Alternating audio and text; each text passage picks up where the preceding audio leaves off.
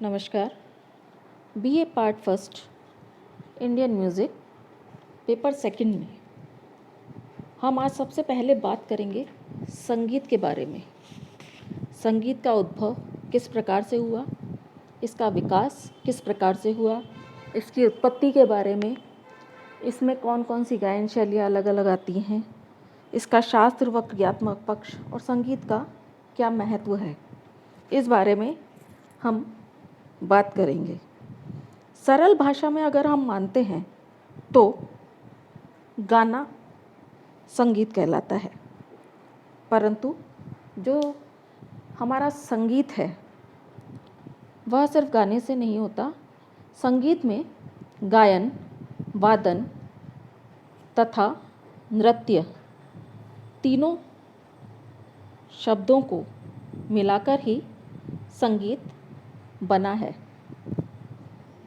संगीत की उत्पत्ति गीत शब्द में सम उपसर्ग लगाने से हुई है। सम का अर्थ है सुचारू रूप से अथवा सही ढंग से, और गीत का अर्थ है गाने से, अर्थात जो सभी प्रकार के अथवा सुचारू रूप से गाया जाए वह संगीत है। अन्य अर्थ में हम यह भी कह सकते हैं सुव्यवस्थित ध्वनि जो रस की सृष्टि करे संगीत कहलाती है।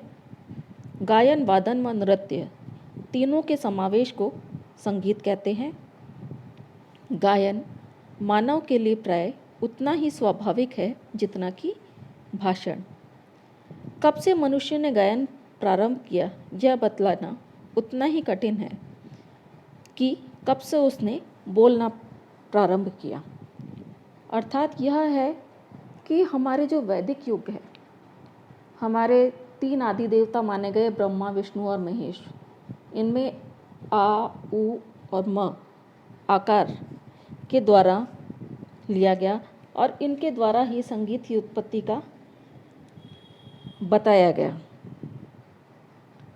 जो आचार्य बृहस्पति हैं उन्होंने भी संगीत को गीत, वाद्य और नृत्य का समन्वय बताया है। ओम के 3 अक्षर ईश्वरीय शक्ति के प्रतीक हैं। अ आकार जो है वो ब्रह्मा का है, उकार विष्णु और मकार महेश की शक्ति का प्रतीक है। स्वामी दयानंद सरस्वती के अनुसार यह ओंकार शब्द परमेश्वर का सर्वोत्तम शब्द है, क्योंकि इसमें अ, उ तथा म मिलकर जो समुदाय बना है वह उसमें ईश्वर के बहुत से नाम आ जाते हैं अलग अर्थ में। यानी कि हमें संगीत में जो सबसे पहले हुआ नारद हैं, नारद के हाथ में भी वाद्य दिखाया गया है। माँ सरस्वती को विद्या तथा संगीत की देवी कहा गया है। माँ सरस्वती के हाथ में वीणा दिखाई गई है। शिव जी के हाथ में डमरू है। स्वर्ग में जो गंधर्व है वह गायन करते हैं, जो किन्नर हैं वह वादन करते हैं, और जो अप्सराएं हैं और वह नृत्य करते हुए दिखती हैं, और जो श्री कृष्ण भगवान हैं उनके हाथ में वंशी को दिखाया गया है। तो हम यह कह सकते हैं कि प्राचीन काल से ही संगीत मौजूद था।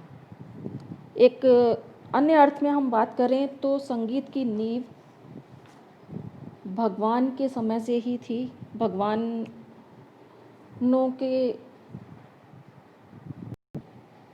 जिस प्रकार वेदों की रचना हुई, वेद 4 हैं, ऋग्वेद, सामवेद, यजुर्वेद और अथर्ववेद।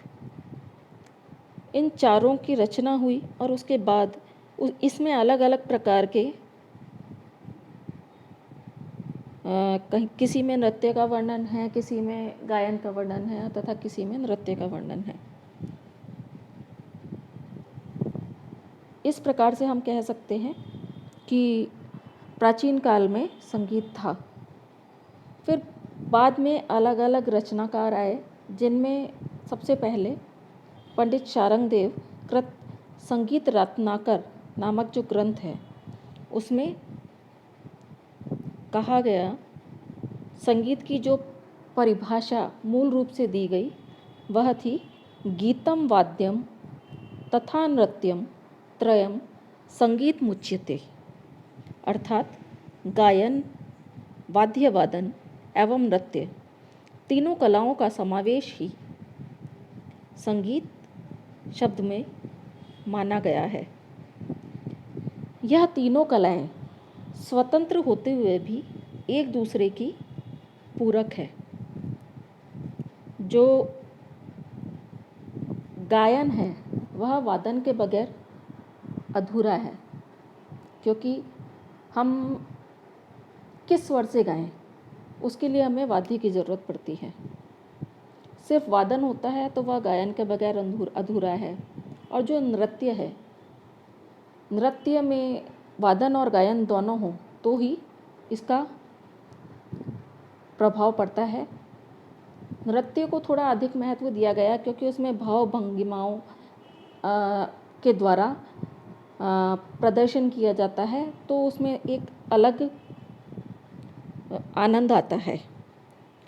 यह तो हो गया इस परिभाषा का अर्थ। इसके बाद यह है कि भारतीय संगीत में दो शैलियाँ प्रचलित हैं। प्रथम कर्नाटक संगीत, जो कि दक्षिण भारतीय राज्य में प्रचलित है, और दूसरी जो है वह हिंदुस्तानी संगीत, जो कि दक्षिण भारतीय राज्य को छोड़कर पूरे शेष भारत में प्रचलित है। भारतवर्ष की सारी सभ्यताओं में संगीत का बहुत महत्व रहा है। हमने आपको पहले ही बताया कि वैदिक काल में, पूर्व पाषाण युग में, मुगल काल में, मौर्य काल में, हिंदू काल में, अलग अलग जो काल हैं उनमें सभी जो सभ्यताएं हैं उनमें अलग अलग प्रकार से संगीत के बारे में बताया गया है। अब हम संगीत के बारे में, विकास जो हुआ संगीत का, उसके बारे में जो वैदिक काल के जो बताए गए हैं प्राचीन अवशेष, मूर्तियाँ, मुद्राएं, भित्तियों से जाहिर होता है कि हजारों वर्ष पूर्व भी संगीत से लोग परिचित थे। संगीत का अलग अलग देशों में अलग अलग नाम दिया गया है। कहीं पर इसे मौसीकी कहा गया है, कहीं मूसिका कहा गया है, कहीं मूसिक कहा गया है, और कहीं म्यूज़िक कहा गया है। म्यूज़ यूनानी परंपरा में काव्य और संगीत की देवी को माना जाता है। म्यूज़ शब्द का अर्थ दिया गया है दी इंस्पायरिंग गॉडेस ऑफ सॉन्ग, अर्थात गान की प्रेरिका देवी। यह यूनान में दिया गया है। अलग अलग अर्थों में अलग अलग बताया गया है। संस्कृत जो है अलग अर्थ दिया गया है, लैटिन में अलग दिया गया है, हर तरह से अलग अलग अर्थ इसका दिया गया है। अब हम संगीत के उद्भव के जो अन्य मत है उनके बारे में हम बात करते हैं। गान की सहज प्रवृत्ति के विकास में सर्वप्रथम गुनगुनाना ही शुरू हुआ था। फिर उसके बाद लोग 2 शब्दों 3 शब्दों को मिलाकर गायन करने लगे। फिर 5 शब्द और लय के द्वारा सामूहिक गायन करना, इसका विकासात्मक प्रयोग दिखाई देता है। धीरे धीरे करके 1 2 3 स्वरों के क्रम में सप्त स्वरों का विकास हुआ। उसके बाद राम, मूर्छना, नाद, श्रुति, अलग अलग शब्दों का भी और इनकी परिभाषाओं का भी कि ये क्या हैं उनके बारे में भी बताया गया। भारतीय संगीत का जन्म वेदों के उच्चारण में देखा जा सकता है। यह हमने पहले ही आपको बताया था। संगीत का सबसे प्राचीनतम ग्रंथ भरत मुनि का नाट्यशास्त्र है। इसमें संगीत के बारे में सब कुछ बताया हुआ है। अन्य जो ग्रंथ हैं वह है बृहदेशी, दत्तिलम, संगीत रत्नाकर। संगीत रत्नाकर की हमने आपको परिभाषा भी बताई थी कि संगीत के संबंध में क्या परिभाषा दी गई है। संगीत एवं आध्यात्म भारतीय संगीत के सुदृढ़ आधार माने जाते हैं। भारतीय संस्कृति आध्यात्म प्रधान मानी जाती रही है। संगीत से आध्यात्म तथा मोक्ष की प्राप्ति के साथ भारतीय संगीत के प्राण भूत तत्व रागों के द्वारा मन की शांति, योग, ध्यान, मानसिक रोगों की चिकित्सा आदि विशेष लाभ भी प्राप्त होते हैं। प्राचीन समय से मानव संगीत की आध्यात्मिक एवं मोहक शक्ति से प्रभावित होता आया है। प्राचीन मनीषियों ने सृष्टि की उत्पत्ति नाद से मानी है। मानव के ब्रह्मांड के संपूर्ण जन चेतन में नाद व्याप्त है। इसी कारण इसे नाद ब्रह्म भी कहा जाता है। संगीत को एक प्रकार का योग भी माना जाता है, क्योंकि इसकी एक जो विशेषता है, इसमें साध्य और साधन दोनों ही रूप माने जाते हैं। संगीत एक उपासना भी मानी जाती है और इस कला के माध्यम से मोक्ष की प्राप्ति होती है। यही कारण रहा है कि भारतीय संगीत में सुर और लय की सहायता से मीरा, तुलसी, सुर, कबीर और अलग अलग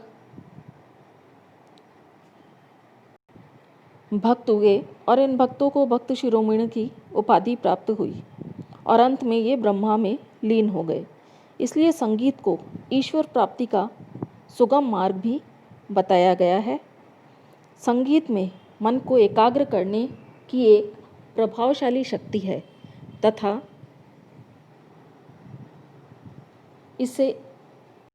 इसके द्वारा हम मोहित भी कर सकते हैं। तभी से ऋषि मुनि जो हैं इस कला का प्रयोग परमेश्वर की आराधना के लिए करने लगे। पर इसे भक्ति काल से भी जोड़ा गया। इसमें भक्ति काल में भजन, कीर्तन आदि का प्रयोग की था, यह भी आपको बताया गया था। अब हम बात करते हैं संगीत के जो भेद हैं। दो भेद हैं। पहला मार्गी संगीत है और दूसरा देशी संगीत।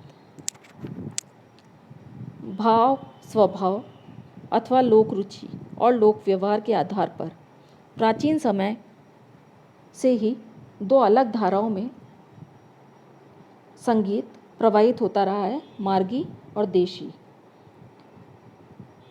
मार्गी संगीत के अंतर्गत जो आते हैं वह यह है, मार्ग शब्द मार्गी धातु से बना है। इसका अर्थ खोजा हुआ है या रास्ता। मार्गी वह संगीत है जिसका अन्वेषण या दर्शन ब्रह्मा आदि देवों के द्वारा किया गया तथा जिसका प्रयोग भरत आदि मुनियों ने भगवान शंकर के समक्ष किया। यह संगीत दर्पण के अनुसार बताया गया है। और जो आगे जो हम बता रहे हैं उसमें यह है, ब्रह्मा ने जिस संगीत को शोध कर निकाला, भरत मुनि ने महादेव के सामने जिसका प्रयोग किया तथा जो मुक्तिदायक है वह मार्गी संगीत कहलाता है। मार्गी संगीत का संबंध देवलोक एवं देवताओं से है, जो अति प्राचीन है, जिसके नियम कभी भंग नहीं होते, जो कठोर शास्त्र के नियमानुसार बंधा हुआ है, वही मार्गी संगीत कहलाता है। इसके बाद हम बात करते हैं देशी संगीत की। देशी संगीत का मतलब है देश प्रदेश में लोक रुचि एवं व्यवहार के अनुसार होने वाले गायन वादन एवं नृत्य को देशी संगीत कहा गया है। यानी कि अलग अलग जो हमारे राज्य हैं वहाँ का अलग अलग प्रकार का जो संगीत होता है वह देशी संगीत के अंतर्गत आता है। मतंग ने देशी संगीत का वर्णन करते हुए निबद्ध गायन और अनिबद्ध गायन दो प्रकार के संगीत का संकेत दिया है। लय तथा ताल आदि के नियमों में बंधकर जो संगीत गाया जाता है उसे हम निबद्ध संगीत कहते हैं, तथा लय ताल आदि अथवा गान के नियमों से नियंत्रित न होकर स्वच्छंद जो गाया जाता है वह अनिबद्ध संगीत कहलाता है। अब हम बात करते हैं संगीत के शास्त्र व क्रियात्मक पक्ष की। संगीत के मुख्य रूप से दो पक्ष हैं, शास्त्र और क्रियात्मक। क्रियात्मक पक्ष में साधना को श्रेष्ठतम माना जाता है। फिर भी यह सत्य है कि शास्त्र ज्ञान के बिना साधना अपूर्ण है। संगीत के सिद्धांतों का अध्ययन करना सैद्धांतिक अथवा शास्त्र पक्ष है। नाद, स्वर, श्रुति, ग्राम, राग, मूर्छना तथा मेल आदि प्राचीन तथा अर्वाचीन विद्वाओं के सिद्धांतों का अध्ययन करना इसका प्रमुख कार्य है। साधना से अपेक्षित उच्च स्वर पर पहुंचा जा सकता है, किंतु शास्त्र से ज्ञान से साधक अपनी कला को समृद्ध करता है। वर्तमान काल में जो गायन शैली जो पद्धति प्रचलित है उनके सभी तथ्यों से हमें शास्त्र का ज्ञान होता है। अर्थात शास्त्र और क्रियात्मक पक्ष दोनों एक दूसरे के पूरक है। अगर शास्त्र ना हो तो हम कैसे लेंगे? जैसे हम शास्त्रीय संगीत सीखते हैं तो जब तक हमारे पास किसी राग की, किसी स्वर अलग राग की हमारे पास बड़े ख्याल की या छोटे ख्याल की नोटेशन हमारे पास सामने नहीं है या स्वरलिपि हमारे सामने नहीं है तो हम किस तरह से गाएंगे? जो स्वरलिपि हुई वह उसका शास्त्र पक्ष हुआ और जो हमारा गाना हुआ वह क्रियात्मक पक्ष हुआ। इसी तरह से इसका शास्त्र और क्रियात्मक पक्ष है।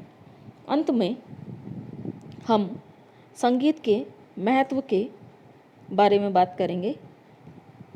राग शास्त्रीय संगीत का आधार है तथा राग का रंजक होना उसका सर्वप्रथम गुण है। गान से श्रेष्ठ ईश्वर स्तुति का अन्य कोई साधन नहीं है। अलग अलग जो ग्रंथकार हैं उन्होंने अलग अलग प्रकार से इसका महत्व बताया है। प्राचीन वेदों में सामवेद में साम का अर्थ होता है गान, अतः भगवान अथवा ब्रह्मा और संगीत में कोई भेद नहीं माना गया। पंडित रामामात्य के अनुसार जिसने अभी तक किसी प्रकार का विषयास्वादन नहीं किया वह भी गीतामृत को पीकर हर्षोत्कर्ष को प्राप्त करता है। अर्थात कि जिसने किसी भी विषय को पूरा ढंग से नहीं पढ़ा वह भी गायन को सुनकर हर्ष को प्राप्त कर सकता है। अर्नेस्ट हंट ने अपनी पुस्तक स्पिरिट ऑफ म्यूजिक में लिखा है, संगीत केवल एक सामान्य ध्वनि नहीं है अपितु यह सूक्ष्म अंतर्वृत्तियों के उद्घाटन का सबल साधन है। प्लेटो के अनुसार किसी भी देश की संस्कृति और सभ्यता का अनुमान उसकी संगीत कला की अवस्था से लगाया जा सकता है। हमारे भारत में तो गायन, वादन और नृत्य तीनों को समान महत्व दिया जाता है, जबकि जो पाश्चात्य देश हैं उसमें गायन व वादन को ही प्रमुखता दी जाती है और उसमें भी वृंद वादन यानी कि जो होता है कोरल वादन यानी कि जो होता है समूह वादन, समूह गायन, उसको ज़्यादा महत्व दिया गया है। संगीत का महत्व इतना है कि हम आपको अलग अलग तरीके से बताएंगे। अलग अलग विद्वानों ने अलग अलग तरीके से खूब इसका वर्णन किया है, जो कि हम नहीं बता सकते। गुरु रविन्द्रनाथ टैगोर के अनुसार शब्दों का अंत ही संगीत का प्रारंभ है। इससे ही हमें पता लगता है कि जहाँ शब्द का अंत होता है वह संगीत का प्रारंभ है। इन सब चीज़ों का हम यह बता रहे हैं आपको कि हर तरीके से संगीत की उत्पत्ति किस प्रकार हुई, इसका विकास किस क्रम में हुआ, इसमें किस किस प्रकार का संगीत आया और इसका संगीत का क्या महत्व है, शास्त्र और क्रियात्मक पक्ष क्या है। अब लास्ट में हम आपको बता रहे हैं कि भारतीय संगीत में स्वर जो हैं वह किस प्रकार से बने। भारतीय संगीत में 7 शुद्ध स्वर माने गए हैं। मोर की आवाज़ से सा का जन्म हुआ। रे को चातक नामक जानवर है उससे जोड़ा गया। गंधार है उसे बकरी के उससे जोड़ा गया। म जो है वह कौवे का। प जो है कोयल की आवाज़ से। ध मेंढक से और नी जो है वह हाथी से इनको जोड़ा गया। यह 7 स्वर हैं। 7 के अलावा इनको जो यानी कि 7 स्वरों का किस प्रकार से उद्भव हुआ, इससे किस तरह से बने यह स्वर, यह आपको बताया गया है। हमारे 7 शुद्ध स्वर है और 5 विकृत स्वर है। सा रे गा मा प ध नी तो 7 हमारे शुद्ध स्वर हो गए हैं। इसके अलावा रे ग ध नी तो कोमल है और मध्यम तीव्र है, यानी कि विकृत स्वर जो हैं वह 5 हैं। तो 7 शुद्ध और 5 विकृत स्वर मिलाकर कुल हमारे 12 स्वर होते हैं।